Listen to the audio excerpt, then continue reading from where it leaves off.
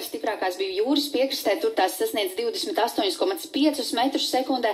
Tomēr šķiet, ka pie mums svētku eglis ir noturējušās tā kārtīgāk, un to viņām nāksies darīt arī turpmākajās dienās, jo vēju jutīsim kā šodien, tā arī līdz pat nedēļas beigām.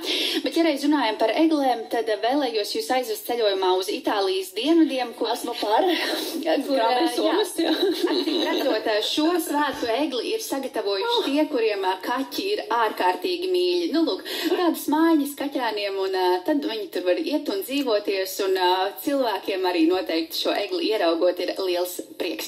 Pūkains mantiņas, kuras pašas pārvietojas. Dekorācijas kustīgās.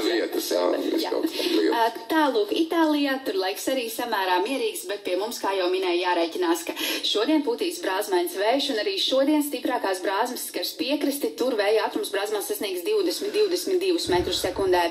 Valsts rietumos mākoņu būs mazāk, tur dienā izritēs ar lielākoties sausu laiku, valsts austrumos un valsts vidienē tur pretī jārēķinās ar lietu un arī slapju sniegu. Līdzīgi kā vakar, arī šodien gaidāms samērā silts laiks, tomēr bez siltuma rekordiem gaisa temperatūras sasniegs +2–+7 grādus. Visā valstī vējš būs brāzmains. Arī Rīgā šodien jutīsim vēja brāzmas, gaisa temperatūra kā no rīta, tā arī dienā būs ap +4–+5 grādiem. Dienas pirmajā pusē arī galvaspilsētā pa kādai lietus pilē nopilēs. Un prognozes liecina, ka arī turpmākajās divās dienās vējš vēl aizvien saglabāsies brāzmains. Tāpat daudz viet sagaidīsim lietu un slapju sniegu, valsts austrumos arī sniegu. Nākamā nakts vēsa, jārēķinās, ka valsts austrumos piesals, ceļi aplidos, tādēļ autovadītājiem jābūt īpaši piesardzīgiem.